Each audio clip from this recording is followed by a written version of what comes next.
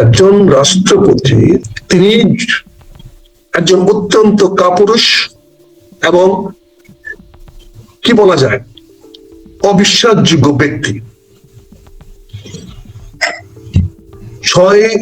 5ই আগস্টে বিপ্লবোত্তর যে সরকার হয়েছে, যেখানে তৎকালীন প্রধানমন্ত্রী শেখ হাসিনা ক্ষমতা ছেড়ে চলে যেতে হয়েছিল, তাকে কি কিন্তু প্রোটেকশন দেওয়ার দায়িত্ব ছিল রাষ্ট্রপতির। আপনি তো জাতির সামনে প্রতিজ্ঞা করেছিলেন যে আপনি জীবনের বিনিময় দিয়ে হলো শেখ হাসিনার সঙ্গে বিশ্বাসঘাতকতা করবেন না,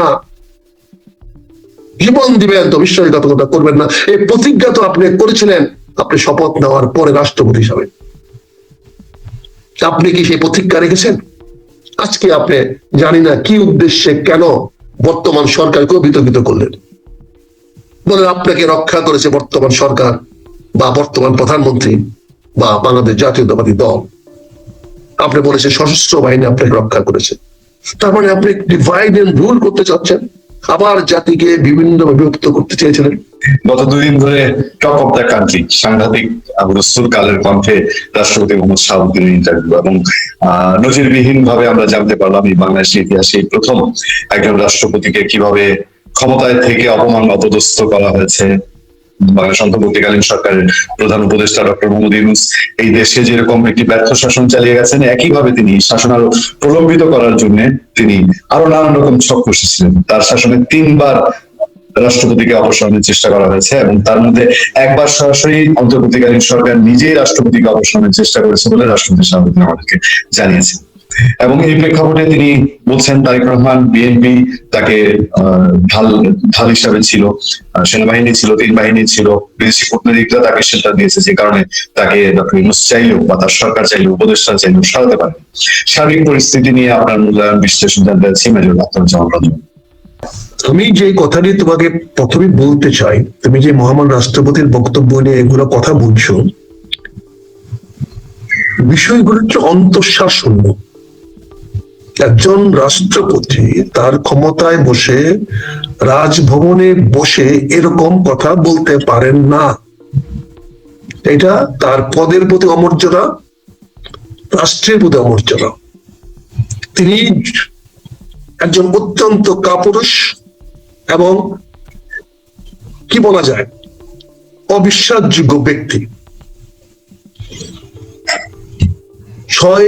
5ই আগস্টে বিপ্লবোত্তর যে সরকার হয়েছে, যেখানে তৎকালীন প্রধানমন্ত্রী শেখ হাসিনা ক্ষমতা ছেড়ে চলে যেতে হয়েছিল, তাকে কি কিন্তু প্রোটেকশন দেওয়ার দায়িত্ব ছিল রাষ্ট্রপতির। তো রাষ্ট্রপতি কিন্তু সংবিধানকে মান্য করে চলবেন বলে শপথ নিয়েছিলেন।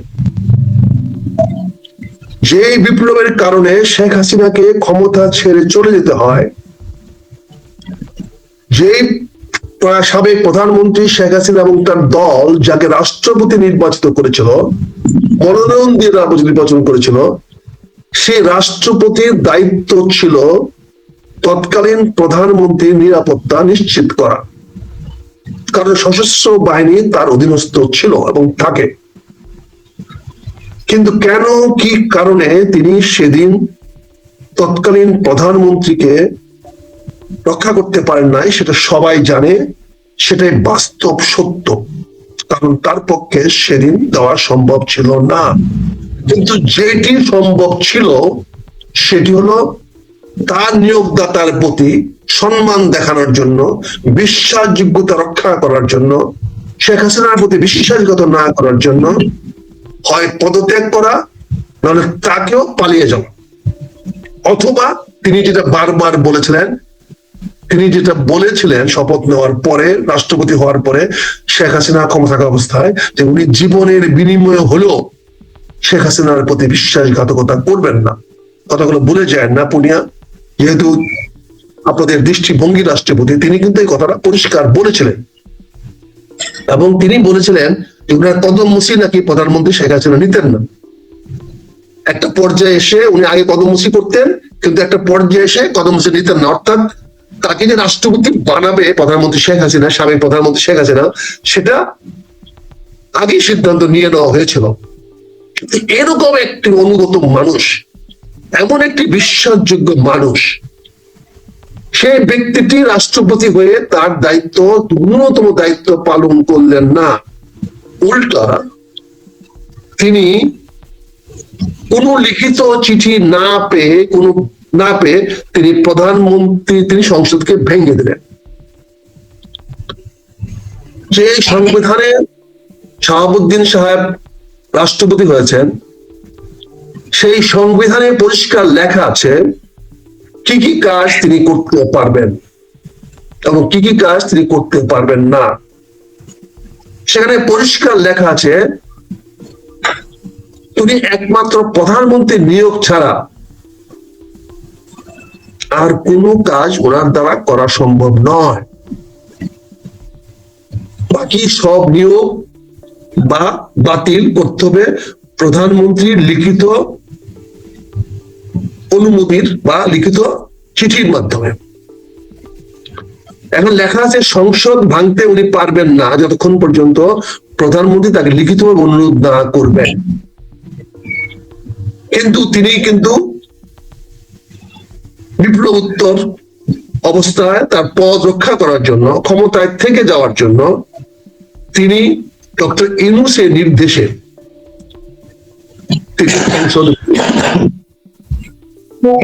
তখন তিনি কেন বললেন না যে আমি তো সাবেক প্রধানমন্ত্রী শেখ হাসিনার কাছ থেকে কোন রকম লিখিত চিঠি পাই নাই, আমি কি করে সংসদ ভাঙবো? এই কথাটা বলার মতো সততা তার ছিল না, তিনি সেটা করেন নাই। তারপরেও তার নামে বলা হয়েছে তিনি একটা চিঠি পাঠিয়েছেন, উনি একটা চিঠি পেয়েছেন সুপ্রিম কোর্ট থেকে, উনি আর্টিকেল 106 অধীনে ডক্ট্রিনের আওতায় ডক্টর ইউনূসকে শপথ করাইতে বলেছেন। জাতি জানে এই ধরনের কোন সিদ্ধান্ত বাংলাদেশ সুপ্রিম কোর্ট দেয় নাই, কারণ ওই সময় সুপ্রিম কোর্টের কোন বিচারপতি সুপ্রিম কোর্টে ছিলেন না, তারা সবাই তখন ক্যান্টনমেন্টে আত্মগোপন করেছিলেন, এটা পরবর্তীতে পত্র পত্রিকায় প্রকাশিত হয়েছে। এই এতগুলো মিথ্যাচার কেন করলেন? কেন তিনি এরকম অপরাজনীতিতে জড়িত হলেন? তারপরে সময়ে ওনার বিরুদ্ধে অভিযোগ উঠবেই, এটা তো স্বাভাবিক। জুলাই উত্তর বিপ্লবের পরে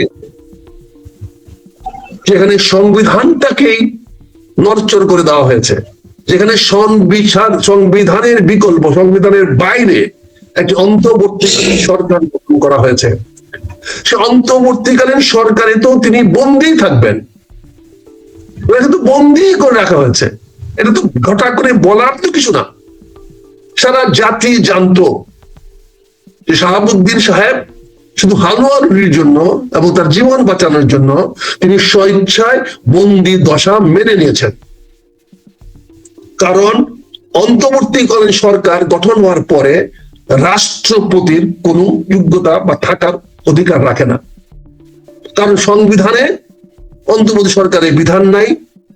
আর যেই বিধানের মধ্যে ডক্ট্রিন রেসিডিতে উনি অন্তঃসরকার হয়েছেন, সে ডক্ট্রিনে রাষ্ট্রপতি থাকতে পারেন না।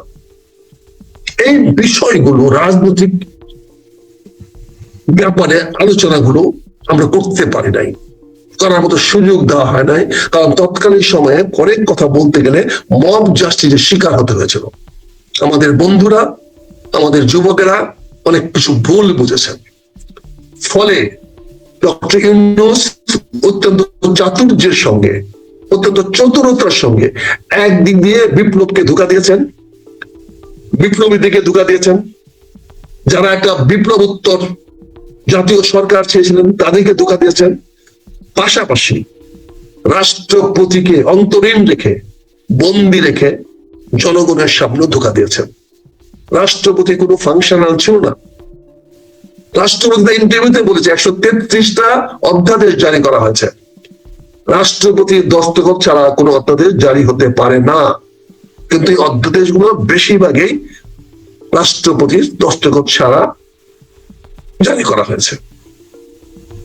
তাহলে তিনি বন্দী অবস্থায় যেগুলো দস্তখত করেছেন সেইগুলা বৈধতা উনি কেন দিলেন?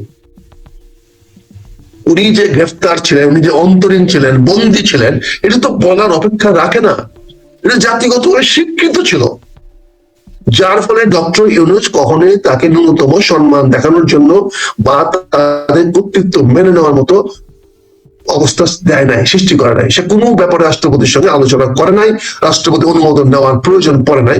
উল্টো রাষ্ট্রপতিকে উনি ওনার নিয়ন্ত্রণে রেখেছেন। এবং উনি যে আজকে একটা কালের কণ্ঠে যে একটা সাক্ষাৎকার দিলেন, কোন সময় দিলেন? যখন অন্তর্বর্তীকালীন সরকার চলে গেছে, আইটির নতুন সরকার আসছে এবং সেই সরকারটিও সাংবিধানিক সংকটের মধ্যে আছে। সেই সরকারটি সাংবিধানিকভাবে নির্বাচিত হয় নাই, সেই সরকার নির্বাচিত হয়েছে ঐক্যমত কমিশনের জাতীয় ঐক্যের ভিত্তিতে। বিপ্লবোত্তর ইউনূস সরকার, অন্ধ সরকার জাতীয় সমস্যা সমাধানের জন্য, সংবিধান পুনর্বিন্যাস করার জন্য এবং জাতি আগামীতে কেমনে কোন দিকে আগাবে কিভাবে তার জন্য একটা জাতীয় ঐক্যমত কমিশন করে দিয়েছিলেন। সেই ঐক্যমত কমিশন দীর্ঘ 7-8 মাস কয়েকবার সময় বর্ধিত করে ডক্টর আলী রিয়াজের নেতৃত্বে বা হেডমাস্টারিতে এই দেশের ব্যাংকরাপস পলিটিক্যাল পার্টিগুলা, রাজনৈতিক দলগুলো দিনের পর দিন সেখানে গিয়ে চব্যচস্য খেয়ে একটি ঐক্যমত তৈরি করেছিলেন, যাকে জুলাই সনদ নাম দিয়ে সংসদের দক্ষিণ প্লাজায় ওনারা ঘটা করে দস্তখত করেছিলেন। সেখানে বলা হয়েছিল, সকল দলের সঙ্গে আলোচনা করে সর্বমতে বলা হয়েছিল, এবং যেখানে বড় বড় সব দলগুলি দস্তখত করেছে, তার মধ্যে জামাত ইসলাম ছিল, বিএনপি ছিল, আর অন্যান্য রাজনৈতিক দলগুলো ছিল। তারা বলেছে ঐক্যমতের ভিত্তিতে একটি নির্বাচন হবে।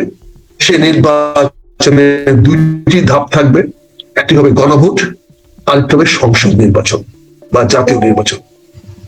সেখানে বলা হয়েছিল নির্বাচনের পরে যারাই জয়লাভ করবে তারা গণভোটের রায় অনুযায়ী দেশে বিভিন্ন সংস্কার আনবেন, জাতীয় পর্যায়ে সংবিধান পর্যায়ে সংস্কার আনবেন, এবং সেই সংস্কারের জন্য তারা লেজিসলেটিভ অ্যাসেম্বলি বা সংসদ বা সংবিধান রচনার সংসদ হিসাবে প্রথম 6 মাস কাজ করবেন। এটা ছিল তাদের ঐক্যমত। অন্যান্য বিষয়ে অনেক দলের ভোট অফ ডিসেন্ট ছিল, আমি সেইটা নিয়ে আলোচনা করছি না, কিন্তু এখানে ঐক্যমত তৈরি হয়েছিল যে ঐক্যমতের ভিত্তিতে নির্বাচনটা প্রতিষ্ঠিত হয়। এই নির্বাচনটি বাংলাদেশের বিদ্যমান সংবিধানের অধীনে হয় নাই, কারণ বিদ্যমান সংবিধান অনুযায়ী নির্বাচন হওয়ার সুযোগ ছিল না। এই বিদ্যমান সংবিধান ফলো করতে হলে এখানে রাজনৈতিক শূন্যতা হয় নাই, সাংবিধানিক শূন্যতা হয় নাই, সংসদ শূন্যতা হয় নাই, সরকারের কোনো শূন্যতা হয় নাই। তাহলে এটা নির্বাচনের কোনো প্রয়োজন ছিল না।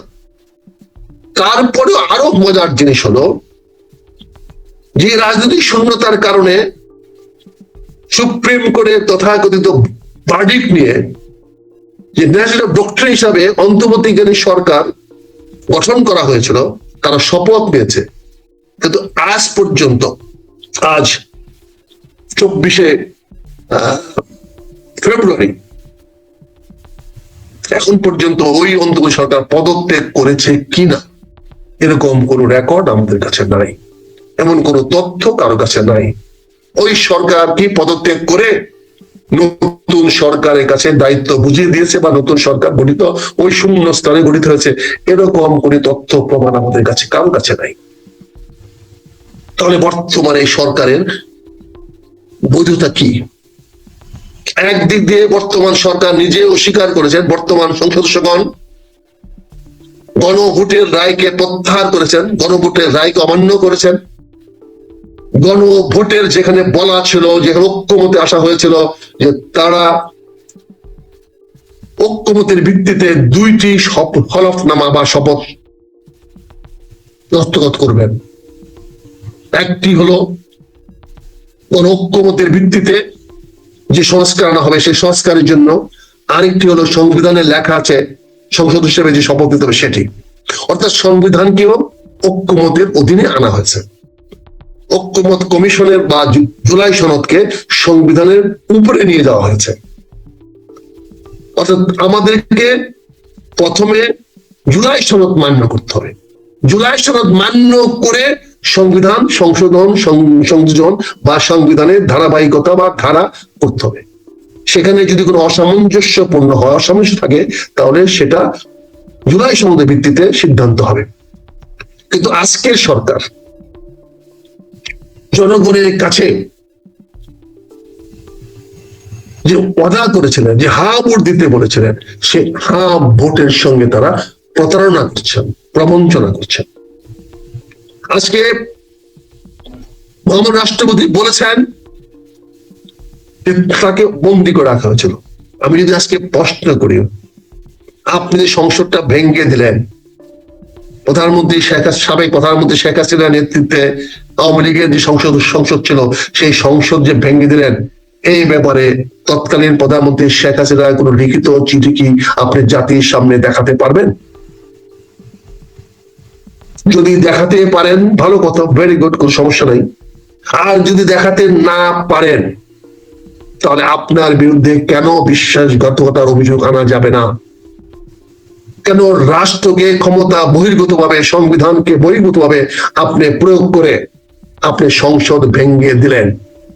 এটা কি অবৈধ কার্যকলাপ হয় নাই? সংসদ যখন অবৈধ ভেঙে দিতে পারেন আপনি, তাহলে আপনার সকল কার্যকলাপ, পরবর্তী যত কার্যকলাপ হয়েছে, সেগুলো অবৈধ হবে। কারণ যদি সংবিধান মোতাবেক আপনি রাষ্ট্রপতি ফাংশন কাজ করতে হয়, তাহলে সংবিধান আপনাকে প্রধানমন্ত্রীর লিখিত আবেদন ছাড়া, অনুরোধ ছাড়া আপনি রাষ্ট্রপতি কখনোই সংসদ ভাঙতে পারেন না। কাজেই যদি তিনি সাবেক প্রধানমন্ত্রী শেখ হাসিনা লিখিত কোনো দলিল দেখাতে না পারেন, উনি আগেও বলেছেন, মহামান্য রাষ্ট্রপতি বলেছেন ওনার কাছে শেখ হাসিনার লিখিত কোনো চিঠির কপি নাই, এটা জাতির সামনে আসছে, উনি ওইটা প্রেসে বলেছিলেন। তাহলে কি হচ্ছে? তিনি কি শেখ হাসিনার সঙ্গে প্রতারণা করেন নাই? বিশ্বাসঘাতকতা করেন নাই? তিনি কি রাষ্ট্রকে, জনগণকে ধোঁকা দেন নাই? তিনি কি অসত্যচার করেন নাই? অসত্য কথা বলেন নাই? এইটা কি মহামান্য রাষ্ট্রপতির কাছে আমাদের কাম্য ছিল? আজকে তিনি এসে বলতেছেন, অন্তর্বর্তীকালে সরকারের বিরুদ্ধে বক্তব্য দিচ্ছেন, আপনি হিরো হয়ে যাচ্ছেন। আর অন্তর্বর্তীকালীন সরকার থাকা অবস্থায় কেন বললেন না? না, আপনি মারাই যেতেন। আপনি তো প্রতিজ্ঞা করেছিলেন, আপনি তো জাতির সামনে প্রতিজ্ঞা করেছিলেন যে আপনি জীবনের বিনিময় দিয়ে হলো শেখ হাসিনার সঙ্গে বিশ্বাসঘাতকতা করবেন না, জীবন দিবেন, তো বিশ্বাসঘাতকতা করবেন না। এই প্রতিজ্ঞা তো আপনি করেছিলেন আপনি শপথ নেওয়ার পরে রাষ্ট্রপতি হিসাবে। আপনি কি সেই প্রতিজ্ঞা রেখেছেন? আজকে আপনি জানি না কি উদ্দেশ্যে কেন বর্তমান সরকারকে বিতর্কিত করলেন। বলে আপনাকে রক্ষা করেছে বর্তমান সরকার বা বর্তমান প্রধানমন্ত্রী বা বাংলাদেশ জাতীয়তাবাদী দল। আপনি বলেছেন সশস্ত্র বাহিনী আপনাকে রক্ষা করেছে। তার মানে আপনি ডিভাইড এন্ড রুল করতে চাচ্ছেন, আবার জাতিকে বিভিন্ন বিভক্ত করতে চেয়েছিলেন। রাষ্ট্রপতি প্রয়োজনীয়তা 5ই আগস্ট বিপ্লবের পরে হারিয়ে গেছে। যে বিপ্লবের কারণে শেখ হাসিনা দেশ ছেড়ে পালাতে বাধ্য হয়েছে, সেই একই বিপ্লবের কারণে রাষ্ট্রপতি শাহাবুদ্দিন ক্ষমতায় থাকতে পারে না। কিন্তু অন্তর্বর্তীকালীন সরকার তাদের অবস্থার কারণে, তাদের স্বার্থ হাসিলের জন্য তাকে অন্তরীণ করে বঙ্গভবন রেখে দিয়েছিলেন। আজকে তিনি মুক্ত হয়েছেন কিনা আমি জানি না, তবে মুক্ত হওয়ার কোনো আলামত আমরা দেখতে পাচ্ছি না। কারণ না হলে এতক্ষণ তার বিরুদ্ধে ব্যবস্থা নেওয়া উচিত ছিল যে উনি যে ইন্টারভিউটা দিচ্ছেন সেটা থেকে সরকারের কোনো অনুমতি নিয়েছেন? উনি যে কালের কণ্ঠে যে বক্তব্যটা দিয়েছেন সেই ব্যাপারে কি সরকারের কাছ থেকে উনি কোনো অনুমোদন নিয়েছেন? রাষ্ট্রপতি যে সংসদে ভাষণ দেন বা দিবেন বা দেওয়া হয় সবগুলো কিন্তু সরকারের অনুমোদন নিয়ে দিতে হয়। তার নিজস্ব কোনো ভাষণ প্রচার করার সুযোগ সেখানে নাই। এমনকি একটা কমা দাঁড়িয়েও তিনি বদলাতে পারেন না। আজকে তোমার যে প্রশ্ন, রাষ্ট্রপতি শাহাবুদ্দিন কি শেখ হাসিনার সাথে বিশ্বাসঘাতকতা করলেন, এর উত্তর তো জনগণের কাছে স্পষ্ট, পরিষ্কার। তার এখন পর্যন্ত রাষ্ট্রপতি পদে উনি বসে আছেন, এখন পর্যন্ত বঙ্গভবনে সরকারি বেতন ভাতা নিচ্ছেন, তার উৎকৃষ্ট প্রমাণ হলো তিনি শেখ হাসিনার সঙ্গে যে বিশ্বাসঘাতকতা করেছেন, সেটাই আজকে পশ্চাৎ ভাবে প্রমাণ করে।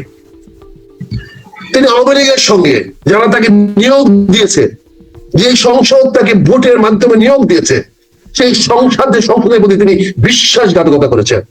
সেই সংসদকে তিনি অন্যায় ভাবে এবং বেআইনি ভাবে ভেঙে দিয়েছেন। আচ্ছা, এই কথাগুলো আজকে আমরা বলতাম না, বলা প্রয়োজন ছিল না, যদি বর্তমান সরকার জুলাই সনদকে সম্মান দেখাতেন, যদি জুলাই সনদকে মান্য করবেন বলে তাদের শপথ নিতেন। তারা যে ঐক্যমত পোষণ করেছেন যে জুলাইকে তারা যে স্বীকৃতি দিবেন এবং জুলাই বিপ্লবের ধ্যান ধারণা চেতনাকে ধারণ করবেন, এবং যে জুলাই সনদ ওনারা স্বপ্রণোদিত হয়ে দস্তখত করেছেন উইথ নোট অফ ডিসেন্ট সহ, সেটি তারা বাস্তবায়ন করার অঙ্গীকার জনগণের সামনে করবেন। কিন্তু আজকে দুর্ভাগ্যজনক, দুঃখজনক, অত্যন্ত হতাশার সঙ্গে বলতে হচ্ছে, একটি বৃহৎ রাজনৈতিক দল তাদের অঙ্গীকার ভঙ্গ করে জুলাই সনদের সঙ্গে, জনগণের সঙ্গে, বিপ্লবের সঙ্গে, 2000 শহীদের সঙ্গে, 20,000 আহত জুলাই যোদ্ধাদের সঙ্গে বিশ্বাসঘাতকতা করা হলো, প্রবঞ্চনা করা হলো। কাজে এই বিষয়গুলোকে আমরা তো এত সহজে দিতে পারি না। আগামী দিনে জনগণের সামনে রাজনীতিবিদদেরকে বিশ্বাসঘাতক হিসাবে পরিচিতি দিতে হবে। অনেকে বলবে রাজনীতিবিদরা বিশ্বাসঘাতক, প্রবঞ্চক, তারা যা বলে তা তারা করে না। নির্বাচনের আগে তারা জনগণকে ধোঁকা দিয়ে ভোট নেয়, কিন্তু নির্বাচিত হওয়ার পরে তারা জনগণের সঙ্গে ধোঁকাবাজি করে। এই দেশের সুশীল সমাজ, টিআইবি, প্রথম আলো, ডেইলি স্টার, গঙ্গরা এইগুলি জনগণের সামনে তুলে ধরে রাজনীতিবিদদের চরিত্র হনন করবে। এই সুযোগটাই করে দিয়েছে আজকের সরকার। আমি মনে করি ভাই, শাহাবুদ্দিন সাহেবের অনতিবিলম্বে পদত্যাগ করা উচিত। যখন সব খেলাই শেষ হয়ে গেছে, যখন সংবিধানের খেলা শুরু হয়েছে, তাহলে একটি পক্ষ সংবিধান নিয়ে চলুক। আমরা জামাত ইসলাম বলেছি, আমরা নির্বাচন মেনে নিয়েছি, আমরা এই সরকারকে কোনো কাজে বাধা দিব না, প্রতিবাদ করব। আমরা এই সরকারকে দৈনন্দিন কার্যকলাপে অশান্তি সৃষ্টি করবো না, আমরা রাজপথ উত্তপ্ত করবো না। কিন্তু কেউ যদি এই জুলাই সনদ দস্তখত না করার জন্য, জুলাই সনদের প্রতি যদি সম্মান না দেখানোর জন্য কোন সংক্ষিপ্ত ব্যক্তি, প্রতিষ্ঠান বা গোষ্ঠী আবার রক্ত দিতে রাস্তায় নেমে আসে, আমরা তাদেরকে সমর্থন করব। আমরা সরকারের পক্ষে থাকবো না। যদি আবারও কোন অধিকার প্রতিষ্ঠা করার জন্য রাজপথে যদি আবারও কেউ রক্ত দিতে আসে, আবার যদি বুক চেতিয়ে দাঁড়ায়, আবার যদি জনগণের অধিকার আদায়ের জন্য রাজপথ উত্তপ্ত করে, আমরা তাদেরকে বাধা দেব না। আমরা অবশ্যই তাদের সঙ্গে থাকবো, তাদেরকে সাহায্য করব, সহযোগিতা করব। আমরা সরকারের পক্ষে থাকতে পারবো না। এই বক্তব্যটি আমাদের স্পষ্ট, পরিষ্কার। কাজেই জুলাই সনদকে অমান্য করে, জুলাই সনদকে অবজ্ঞা করে, জুলাই সনদকে অস্বীকার করে, জুলাই সনদ বাস্তবায়ন করা হবে এবং অঙ্গীকার না করে জনগণের প্রতি যে ধোঁকা দেওয়া হয়েছে, আমরা এর প্রতিবাদ অব্যাহত রাখবো। যে কোনো কিছু মূল্যের বিনিময়ে অব্যাহত রাখবো। আমরা জানি অন্যায়ের প্রতিবাদ করা আমাদের নৈতিক অধিকার।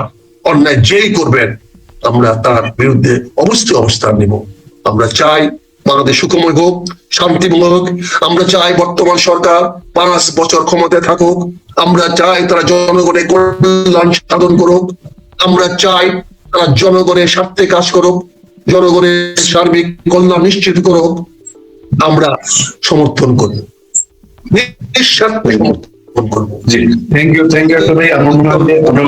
যদি অস্বীকার করে জুলাই সনদের বিরুদ্ধে যদি অবস্থান নেয়, আমরা অবশ্যই তার বিরুদ্ধে থাকবো। সবাইকে ধন্যবাদ।